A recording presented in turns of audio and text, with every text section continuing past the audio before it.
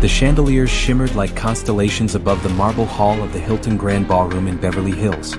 Waiters in crisp black suits moved gracefully between round tables covered in gold linen, their silver trays glinting under the warm light. Conversations blended into the music from a live jazz band, soft, elegant, almost cinematic. It was one of those nights where everyone wanted to be seen. The elite of Los Angeles, actors, producers, CEOs, influencers, all gathered under the banner of philanthropy. The event was called the Night of Honor, dedicated to celebrating distinguished citizens who have made an impact on community life in California. David Beckham walked in quietly through a side entrance. No red carpet, no spotlight. Just a simple man in a white shirt and dark trousers, sleeves rolled up slightly, as if he had come from somewhere ordinary. His hair was shorter now, his eyes calm but deep, like someone who had already seen every version of applause. He shook hands with a few people, smiled politely, and found a spot near the refreshment table. Nobody noticed him much, and that was exactly how he liked it. Meanwhile, across the hall, Madison Lee was making her entrance. All eyes turned toward her as she glided into the room, a burst of red silk and confidence. Madison was the new American pop sensation, 24 years old, Grammy-nominated, adored by millions online, with the kind of charisma that filled every camera lens. She was used to the flashing lights, to being complimented every minute, to having assistants orbit around her like planets. But tonight the air felt different. The crowd was full of people older, quieter, dressed with understated class. There were philanthropists, business owners, retired athletes, names that didn't trend on TikTok but carried decades of respect. She didn't like that. "Who are these people?" she whispered to her publicist, a young man nervously holding her clutch. "I thought this was a night for public figures, not politicians or whoever." Her publicist smiled awkwardly. "They're all respected community leaders, Madison. The governor's even here." Yeah, she interrupted, glancing at her reflection in a nearby mirror. "Let's just make sure I sit somewhere visible. If I'm not at the center, it's not worth being here."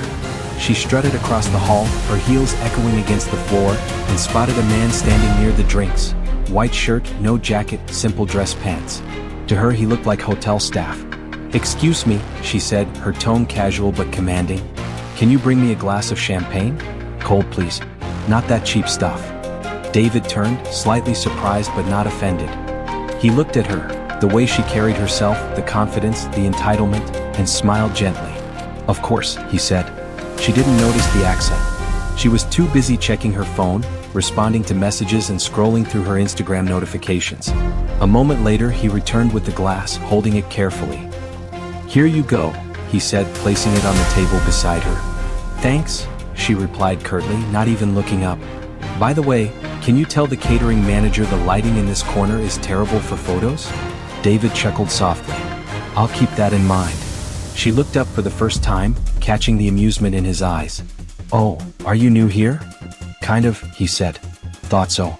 "You've got that polite vibe," she said, taking a sip. "Well, you're doing great. Just remember, in events like this, presentation is everything." He smiled again. "I'll remember that." They stood there for a moment in silence. Madison turned her attention back to her phone while David looked around the room, seeing people laughing, networking, raising glasses. He noticed a group of kids from a youth soccer foundation he had personally helped, standing proudly in their donated suits, looking out of place but full of hope. That was why he was here. Not for the applause. For them. Madison, however, was in another world entirely. "This place is so old school," she murmured, half to herself. "I mean, look at that guy over there. Probably some retired coach or something. I don't even know why the organizers mix people like us with them." "Like us?" David asked calmly. "You know, young, relevant, in the spotlight," she said, smiling proudly. "No offense, but this event could use a bit more glam." He tilted his head, intrigued. "You think glam defines importance?" "Well, obviously. People don't follow boring people," she said matter-of-factly.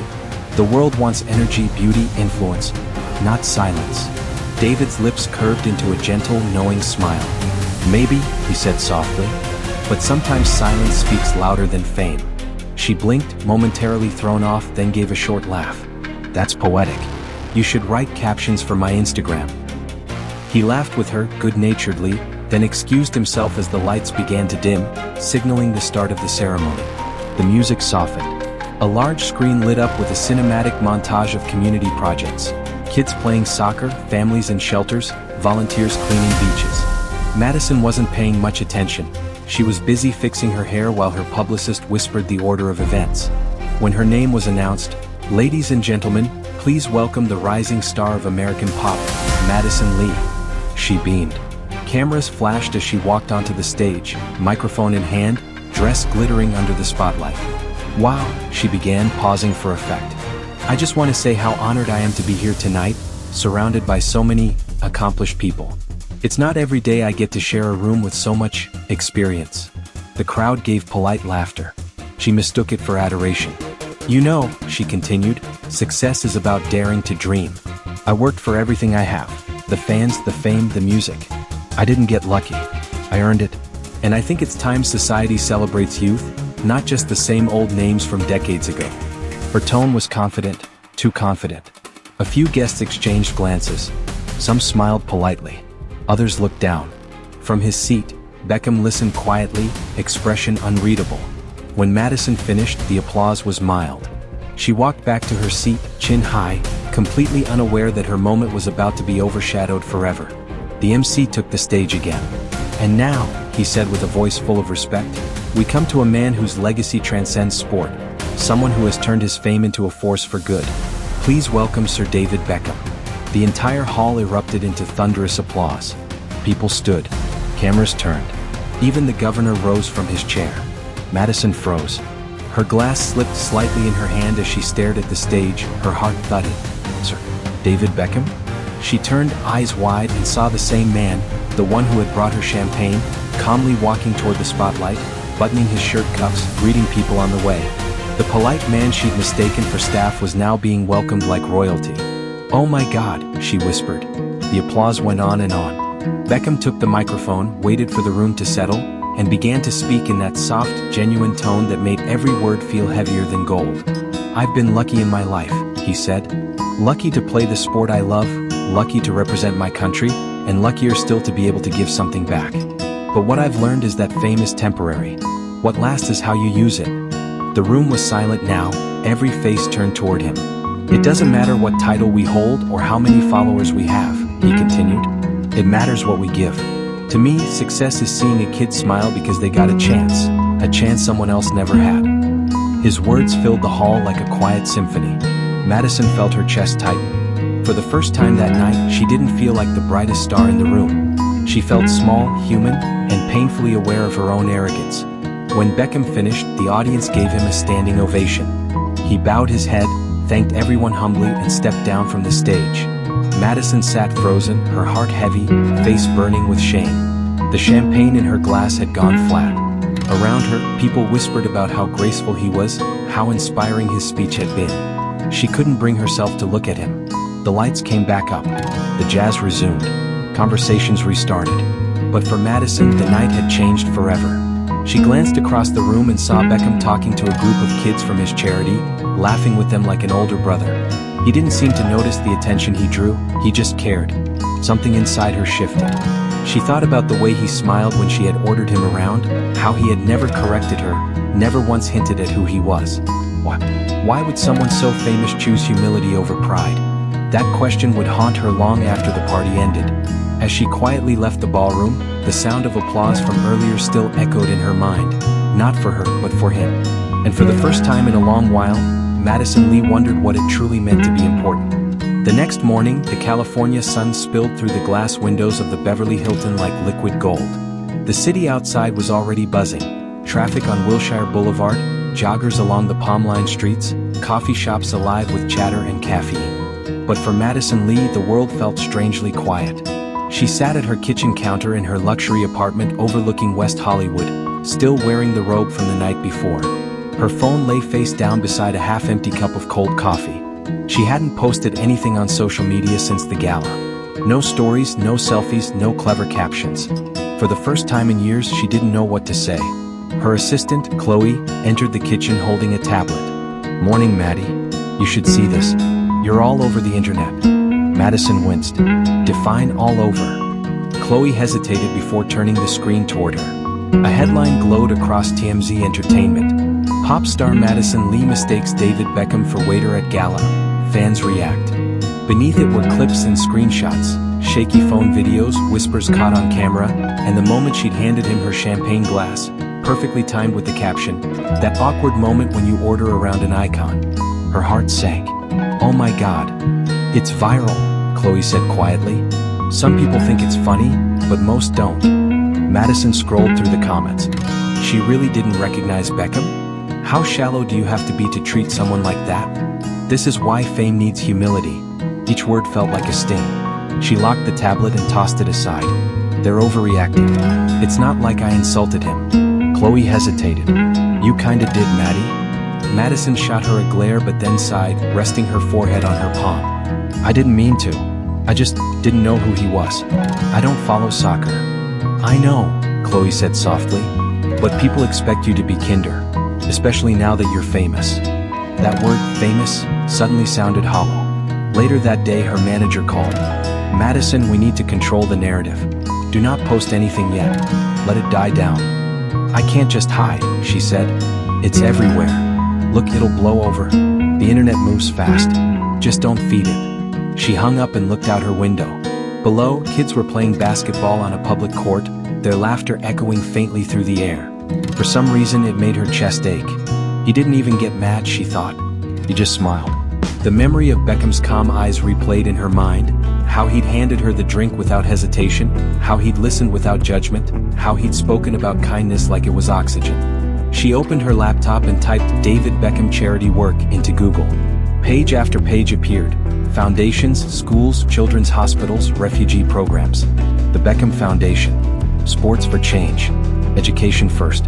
She scrolled through photos of him kneeling with children in uniforms, helping rebuild fields in poor neighborhoods, visiting hospitals with his kids. No red carpets, no sponsorship tags, just genuine warmth. She exhaled slowly. Wow, I really was a jerk. That evening, her publicist called again. "There's an opportunity," he said cautiously. "Beckham's Foundation is hosting an open youth event in Compton this weekend. Cameras will be there. If you show up, it might help your image." Madison frowned. "You mean, use his charity for damage control?" He cleared his throat. "It's not like that. Just support a good cause. Publicly." She hesitated. "And if he's there? Then you apologize," the publicist said. "In front of people. It'll make headlines, positive ones this time." She stared out the window again, the city lights blinking below her. It all felt wrong, manufactured redemption. But she also knew she owed him something. Maybe not for the cameras, but for herself. "Fine," she said quietly. "I'll go." Saturday, 10 a.m., Compton, California. The community park looked nothing like the glittering halls of Beverly Hills. The grass was patchy, the benches old, the chain-link fence bent in places. But the air buzzed with life. Laughter, music, kids chasing soccer balls, volunteers handing out sandwiches.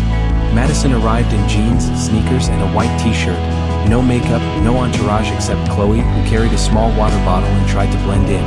For the first time in a long while, Madison felt small. She saw him near the goalpost, surrounded by children.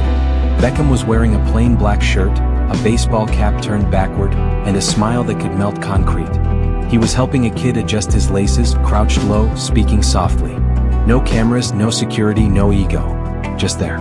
She froze, suddenly unsure of what to say. Chloe nudged her. "Go." Madison took a deep breath and walked forward. Beckham noticed her before she could speak. "Hey there," he said warmly, standing up and wiping his hands. "You made it." She blinked. "You know who I am?" He chuckled. "You think I don't keep up with the internet?" Her cheeks turned crimson. "Right. I guess everyone knows now." He smiled gently. "It happens. Don't worry."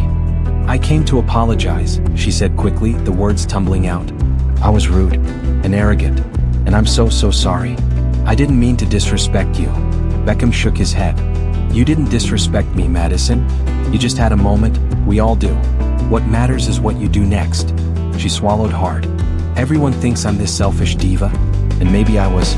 But seeing what you do here," she gestured around the park, "it made me realize I've been performing for the wrong audience." Beckham looked at her thoughtfully, then said, "Fame's a funny thing. It convinces us we're the show when really we're just part of the story. The kids here, they're the main act. We're just here to help them shine." Her eyes welled up. "You really believe that?" "I live by it," he said simply. A long silence followed, filled with the shouts of children and the thump of soccer balls. For the first time in months, Madison felt her guard crumble.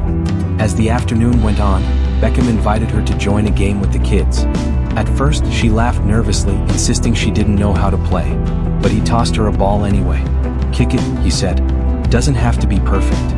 She laughed, took a step back and kicked, wildly. The ball spun sideways and hit the fence. The kids burst out laughing. She covered her face in mock horror. "Not bad," Beckham teased. "You just need a bit of training." "Or a miracle," she replied, laughing genuinely for the first time in days. The tension broke. They spent hours running, laughing, sharing snacks and taking photos. Not staged, not polished, just real moments. Madison played guitar for the kids while Beckham clapped along. Someone filmed it on a phone, but she didn't care. When the sun began to set, she sat on the bench beside him, watching the orange sky fade into purple. "You know," she said softly, "I've been chasing fame for so long, I forgot what joy felt like without an audience." Beckham nodded slowly. "That's the trap. When the spotlight's gone, some people panic, they think they've disappeared. But the truth is, light doesn't have to be on you to be yours." She looked at him, unsure how to respond. The simplicity of his words hit her harder than any criticism. You're different from what I expected," she said quietly. "Older?" he teased. She laughed. "No, wiser." He smiled. "Age does that. So does failure. Both are good teachers." They sat in silence again, watching a group of kids score a goal and celebrate like they'd won the World Cup. Madison felt something stir inside, something she hadn't felt since she was a teenager singing in a small church with her mom. Purpose. That night, back in her apartment, she opened her laptop. For the first time, she didn't open Instagram. She opened a blank document and began to write. "I met someone who reminded me that being seen isn't the same as being meaningful. We all chase lights, but sometimes the brightest ones blind us from who we could be. Today I kicked a soccer ball with kids who don't know my name, and for once that felt like enough." She stared at the words for a long time, then closed the laptop. She didn't post it. Not yet. It wasn't for the world. It was for her. As she turned off the lights and looked out over the city, she whispered softly to herself. "Fame fades. Character stays." The next morning, an article appeared online. It wasn't from TMZ or a gossip site.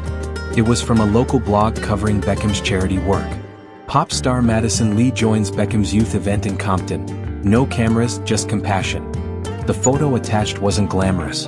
She was sitting on the ground, surrounded by kids, laughing with a soccer ball at her feet, her hair messy, no makeup, pure joy. The comments were different this time. Maybe she's learning. This is the Madison we want to see. Respect for showing up. She smiled faintly as she read them. For the first time, it didn't feel like validation. It felt like peace. That evening, Beckham texted her. "Good game yesterday. The kids loved you. Next week, same place." She replied instantly. "Only if you promise to teach me how to kick straight." A minute later, deal. She leaned back on her couch, smiling. The city outside buzzed with noise, but for once she didn't need it. For once, silence was enough. And somewhere deep inside, Madison Lee, the girl who once thought she was the center of the spotlight, began to understand that real stars don't shine for themselves. They reflect light onto others. The following week, the California sun felt gentler somehow. It wasn't that the heat had lessened, it was that Madison Lee had. She arrived early to the Compton Community Park, dressed in jeans and a simple hoodie, guitar slung over her shoulder. Her hair was tied up messily, no stylist in sight, no perfume cloud following her. She parked her car 2 blocks away on purpose. She wanted to walk the same cracked sidewalks the kids did every day. When she entered the field, Beckham was already there. He was laughing with a group of boys, setting up cones for drills, sleeves rolled to his elbows. He looked like he belonged, not like a celebrity doing charity, but like a dad coaching neighborhood kids on a Sunday morning. "Morning, superstar," he called out when he saw her. Madison rolled her eyes, smiling.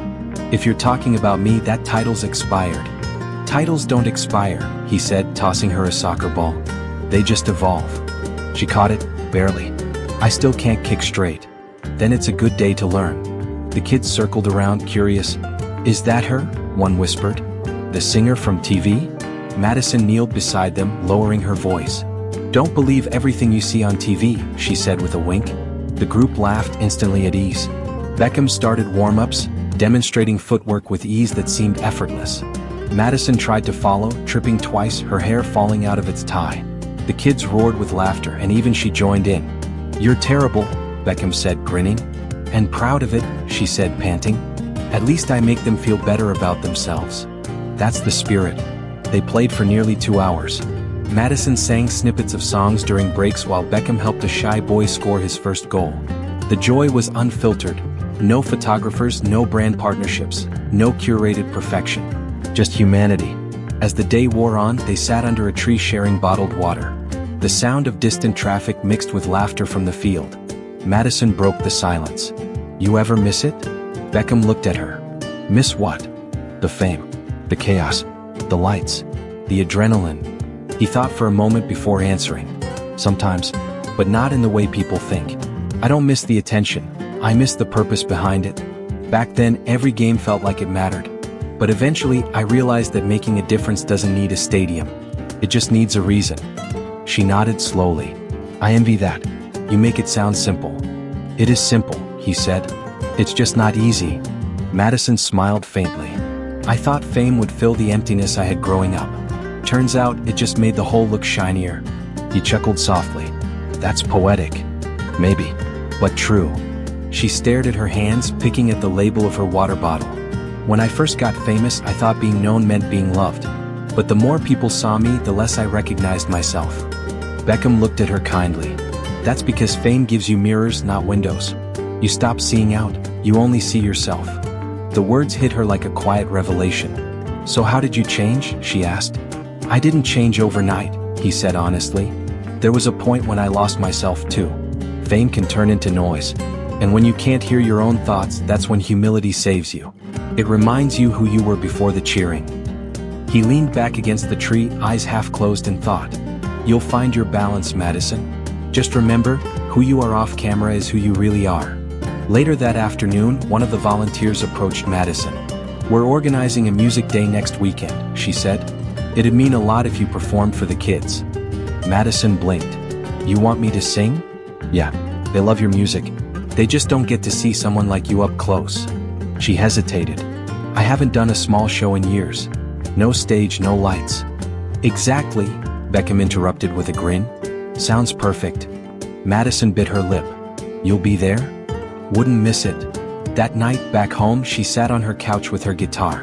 The city buzzed outside, sirens, laughter, horns, but for once she didn't feel drowned by it. She began strumming a simple melody, soft and raw. Words came slowly, almost shyly. "All the lights can fade away. If the heart forgets to stay. I was running for the crowd. But it's silence that's too loud." She stopped, smiling through a tear she didn't expect.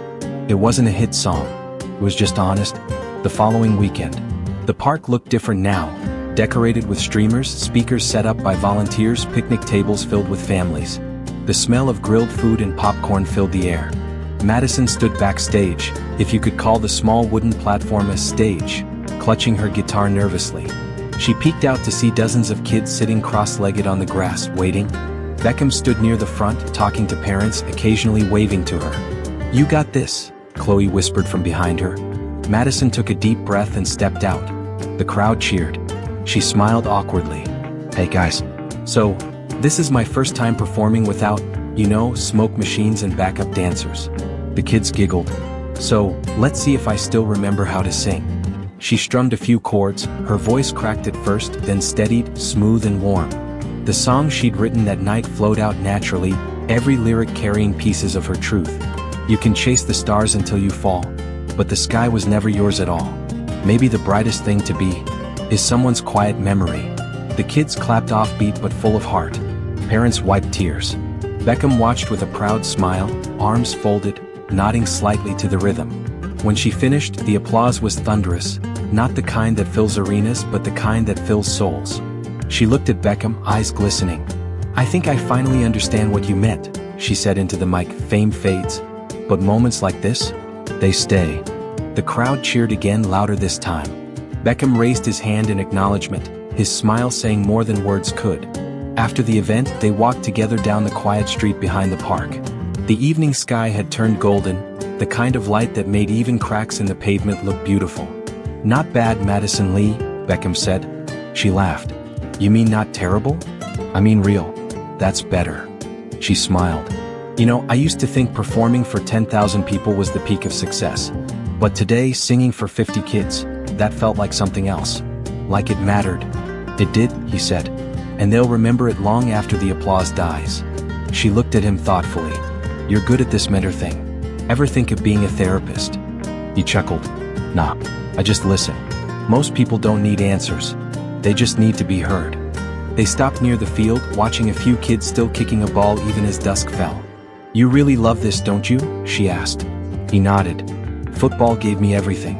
But this, he gestured around, this gives it meaning. Madison's gaze softened. I think I get it now. Fame isn't about being known. It's about being useful. He smiled. Exactly. They stood in silence for a while. The world around them glowed in amber light, soft and forgiving. That night, Madison uploaded a short post. Not a statement, not an apology, just a video. It showed her playing guitar at the park, surrounded by kids. No captions, just her voice and laughter in the background. Within hours, comments flooded in, but this time they weren't cruel. This is beautiful. Real change starts here. Madison, you've grown. She didn't reply to any of them. She didn't need to. A few days later, Beckham called her. You free Friday night? For what? She asked. There's a community dinner downtown. They're honoring the volunteers who keep the programs running. Nothing fancy. Just good people and good food. She grinned. You're not setting me up for another surprise, are you? He laughed. No speeches this time. Promise. Friday night came. The event was small. Paper lanterns strung across a basketball court, folding chairs, a live band playing jazz. Madison came with a casserole dish she'd actually cooked herself. Don't ask how it tastes, she warned. Beckham was there helping serve plates. At one point, she accidentally spilled juice on her jeans and burst out laughing. A few volunteers joined in. She didn't care. The girl who once demanded perfect lighting now laughed at stains under dim bulbs. When the meal ended, Beckham stood and thanked everyone for coming. Then, unexpectedly, he gestured toward her. I want to thank Madison for reminding us all that change isn't about what you did yesterday, it's about what you choose to do today. The room applauded warmly. Madison blushed. You didn't warn me about that, she whispered when he sat down. He shrugged. Guess I lied. She elbowed him playfully. You're impossible. He laughed. So are you. Later that night, they stood by the exit as people left. A little girl ran up and hugged Madison's leg. Miss Madison, can you come back next week? Madison bent down, smiling. Only if you promise to sing with me next time. The girl nodded eagerly before running off. As they watched her disappear into the crowd, Beckham said quietly, You see that? That's legacy. Not awards. Not headlines. Just that. Madison nodded slowly. You were right all along. He looked at her kindly. About what? That the spotlight doesn't make you shine. You do. When Madison drove home that night, she rolled down her windows and let the wind rush through her hair. For the first time in years, she didn't need music playing. The silence was enough. She passed billboards with her face on them, bright, glamorous, perfect. But instead of pride, she felt something new. Detachment. Gratitude. At a red light, she whispered to herself, I finally get it, David. The light turned green and she smiled, driving into the night, no longer chasing light but carrying her own. The invitation was printed on thick cream paper with a gold deboss that caught the light like a quiet promise. Los Angeles Community Impact Awards. Honoring the volunteers, teachers, coaches, caseworkers, and artists who keep our city's heart beating. Black tie optional. Family welcome. It wasn't Beverly Hills this time. No crystal chandeliers, no velvet ropes. The venue was the refurbished Regal Vista Arts Center east of downtown, a once-abandoned theater with a marquee that now glowed warm against the dusk. Food trucks lined the curb.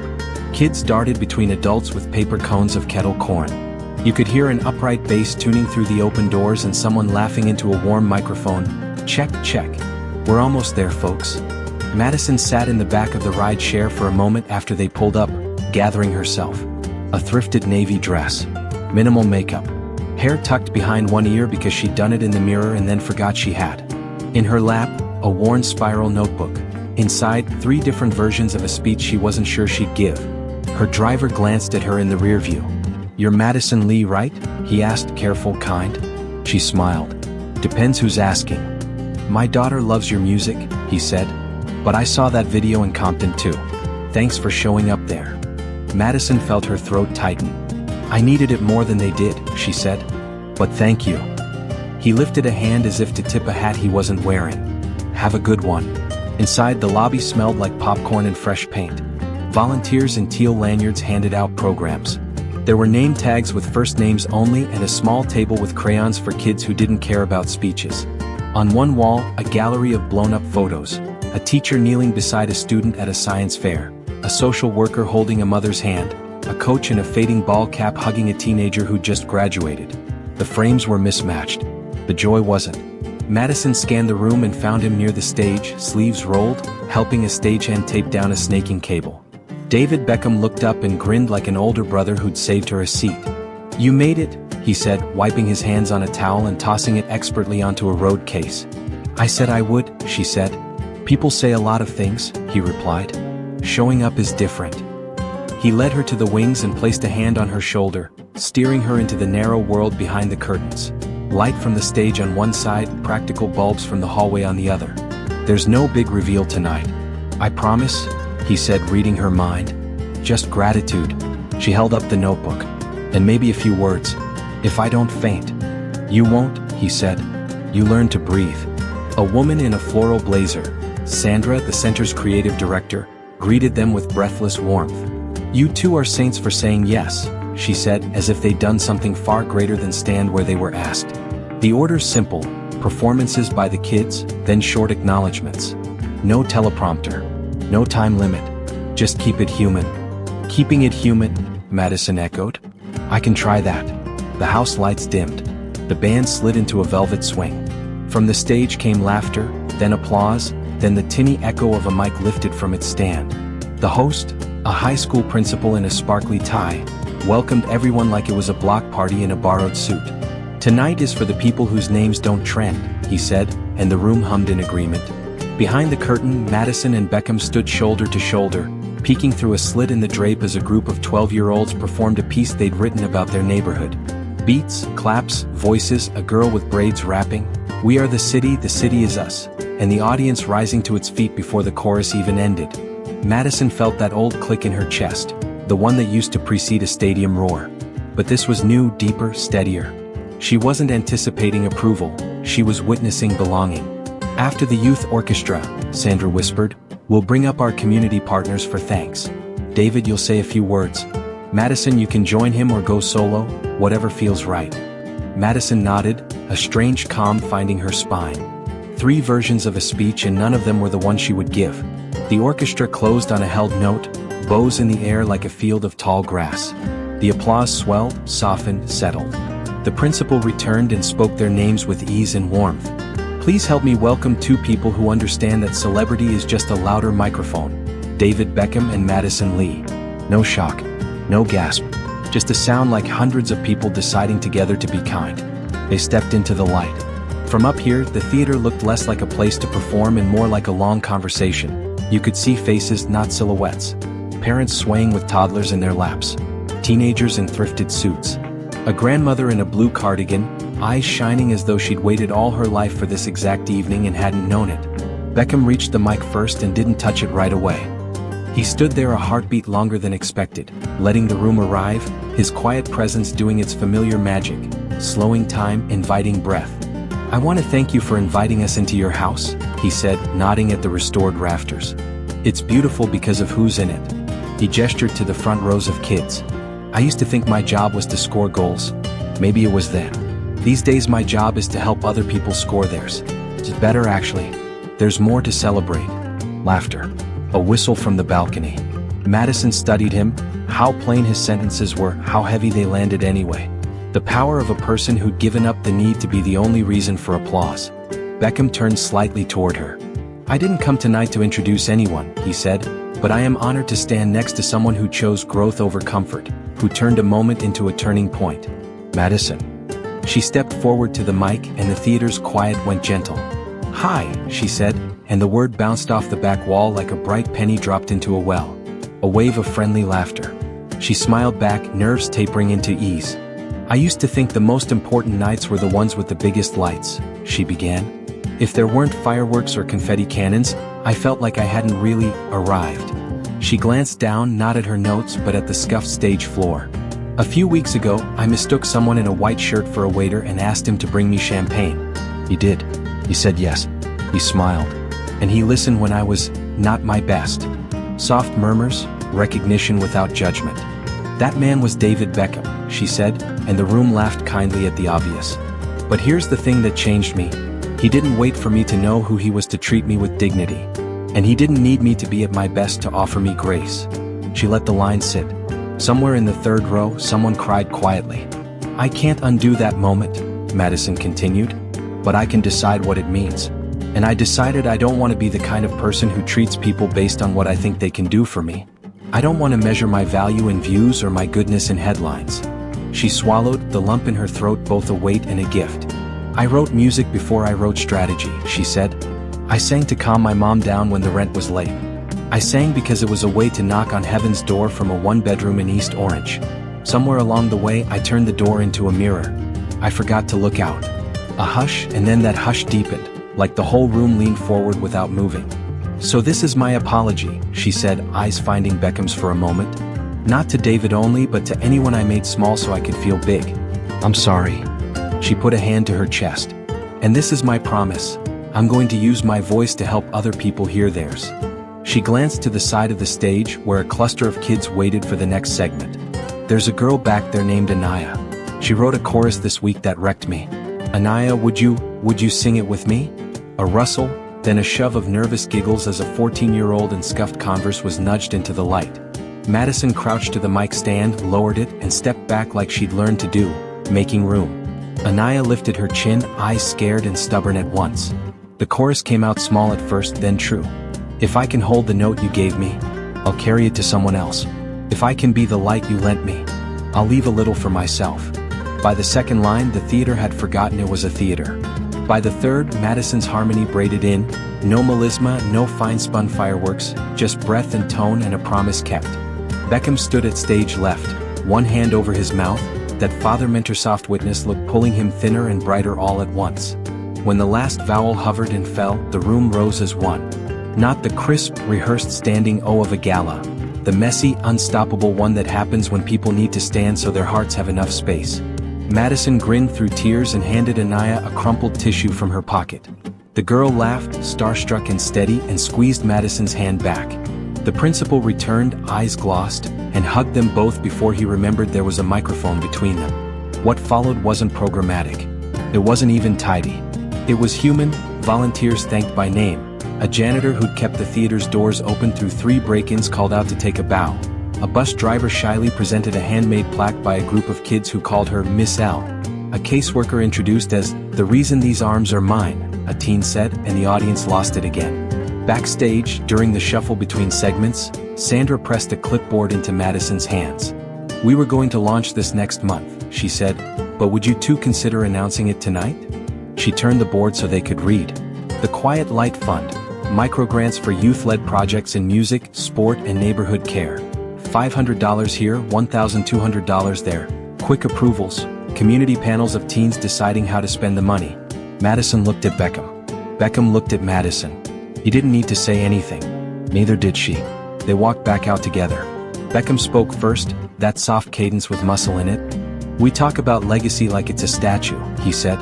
"But legacy is a seed. Small things. Planted daily." Madison held up the clipboard. "So we're planting," she said. "Tonight, we're launching the Quiet Light Fund with an initial $250,000, a collective gasp, a hand to a mouth. From me and from David. And," she took a breath, "from any of you who want to give $10 or 10 minutes or 10 ideas." She turned toward the kids in the front rows.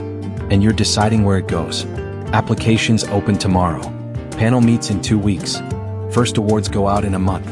We trust you." The ovation that followed felt different than any Madison had known. It wasn't for her. It was through her. Afterward, in the warm storm of hugs and handshakes that floods the wings when a good night ends, Madison found herself pressed into conversations she would have ducked months ago and didn't want to leave now. A father who'd done time and wanted his son to meet someone who'd seen a way out. A choir teacher holding a folder of photocopied songs. A social worker asking if Madison would come quietly to a shelter on a Wednesday to sing lullabies while paperwork got done. Yes, she heard herself say like a new reflex. Yes, yes, yes. She felt a hand at her elbow and turned to see Beckham, eyes bright with the mischief that comes when hope outruns planning. I think we started a thing, he said. I think they were waiting for it, she replied. They slipped out the stage door into the alley for air. The city was cool here, the kind of cool that makes you believe in tomorrow. Over the roofline, the marquee painted the sky in soft amber. Thank you, neighbors, and for a second they both laughed at the perfect corniness of it. Do you remember the first time you felt seen? Madison asked, leaning against the brick. He thought for a moment. Not at Old Trafford, he said. Not a stadium. My mum on a sideline. Right. She waved and I felt taller. Not in a proud way. In a stand-up straight I'm here way. Madison's smile turned inward. For me it was a church basement. Folding chairs. My mom's hand on my back while I sang His Eye is on the Sparrow. She wasn't clapping. She was just present. Maybe that's the whole thing, Beckham said. Presence instead of performance. Presence, she repeated, testing the weight of it. Feels harder. And better. A gust of laughter tumbled down the alley from the lobby. Someone started a chant for Anaya. Anaya, and someone else, older, joined, voice cracking on the Y. Madison looked at the doorway like it was a horizon she could keep walking toward forever. David, she said. Yeah. Thank you for not punishing me when you could have. She watched her breath drift into the night like a small ghost. I think that's what changed me. Not the headline. The gentleness. He met her eyes. Kindness isn't soft, he said. It's steel you choose not to swing. She laughed, startled by the truth's shape. I'm stealing that. Please do. They stood a while, letting quiet be a friend. Inside, a band struck up a Motown cover and the floorboards answered with dancing feet. A teenager in a suit slipped past them to take a phone call and mouthed, I got it, into the receiver, fist pumping the air. The night felt stitched from a dozen small victories. Come on, Beckham said at last. They'll start thanking us for things we didn't do. They returned to the lobby, where Sandra intercepted them with an armful of envelopes. These are letters, she said, cheeks flushed. From kids. For you too. They wrote them during the program, which we did not tell them to do. She shoved the stack evenly into their hands and fled before either could argue. Beckham slid his into his jacket. Madison, unable to resist, opened one as they were pulled toward a circle of volunteers. It was written in green marker, all caps. Dear Madison, thank you for singing without the explosions. It made me hear the words better. I want to sing like that too. Caden, age 9. She folded the paper slowly, closing her eyes for a second so the world could adjust around that single sentence. Later, when the crowd thinned and the marquee's glow was the last light left besides the street lamps, Beckham and Madison walked to the parking lot, trading tired jokes. At the curb, they paused, not to pose, not to plan, but to let the night place a period at the right height. I'm proud of you, he said simply. She shook her head, smiling. I'm grateful for you. Keep showing up, he said. That's the whole game. She tucked the notebook under her arm and nodded. I will. He started to turn away, then turned back like he'd remembered the moral at the end of a fable and wasn't going to waste the moment. Madison, he said, soft enough that only she could hear, fame fades. Character stays. It didn't sound like a slogan. It sounded like a benediction. I know, she said. I want the part that stays. He grinned. You've already got it. They waved, two silhouettes peeling into their separate streets, the same sentence between them like a bridge. At home, Madison set the notebook on her kitchen table and the envelopes beside it. She brewed tea she wouldn't finish and unfolded each letter, one by one, drawings of microphones, crooked hearts, a soccer ball with angel wings.